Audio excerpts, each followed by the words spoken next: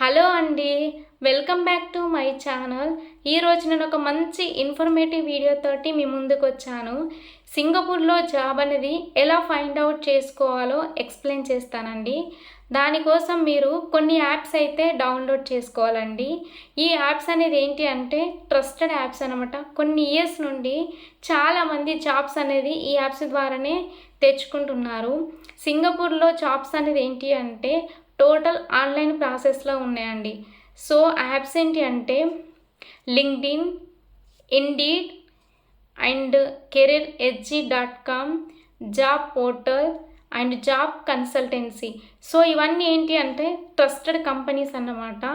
So ఇందులో మీరు profile అనేది క్రియేట్ చేసుకోవాలి.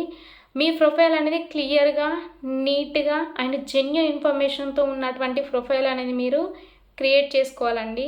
సో ఈ ప్రొఫైల్ను మీరు డైలీ యాప్స్లో మీరు అప్లోడ్ చేస్తూ ఉంటే అప్పుడు ఏంటి అంటే అందులో చాలామంది హెచ్ఆర్ వాళ్ళు ఉంటారు కాబట్టి ఒకవేళ మీ ప్రొఫైల్ నచ్చితే వాళ్ళు మిమ్మల్ని మెయిల్ చేసడానికి ట్రై చేస్తారండి.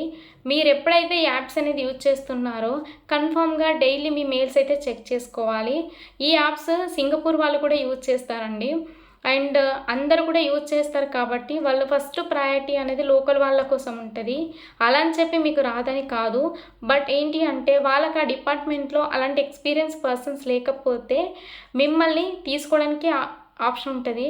అండ్ మీ నాలెడ్జ్ కానీ అండ్ ఎక్స్పీరియన్స్ అండ్ నెక్స్ట్ మళ్ళీ మీకున్న కమ్యూనికేషన్ స్కిల్స్ అవన్నీ మీ మంచిగా రెజ్యూమ్లో ప్రిపేర్ చేసి పెడతారు కాబట్టి దాన్ని బేస్డ్ బట్టి కూడా మిమ్మల్ని సెలెక్ట్ చేసుకుంటారు. సో వాళ్ళు సెలెక్ట్ చేసుకున్న ఇన్ఫర్మేషన్ మీకు తెలియాలి అంటే డైలీ మీ మెయిల్స్ అయితే చెక్ చేసుకుంటూ ఉండాలండి.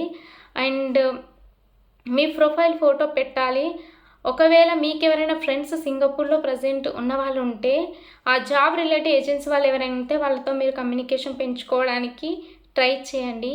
లేదు అని అంటే మీరు ఎప్పుడైతే ఏ ప్రొఫైల్కి అయితే వెళ్తారో ఆ ప్రొఫైల్లో మీరు ఏదైతే జాబ్ కోసం సెర్చ్ చేస్తున్నారో దాని రిలేటెడ్ ఎవరైతే పర్సన్స్ ఉంటారో వాళ్ళతో మీరు కమ్యూనికేషన్ పెంచుకోవడానికి ట్రై చేయండి.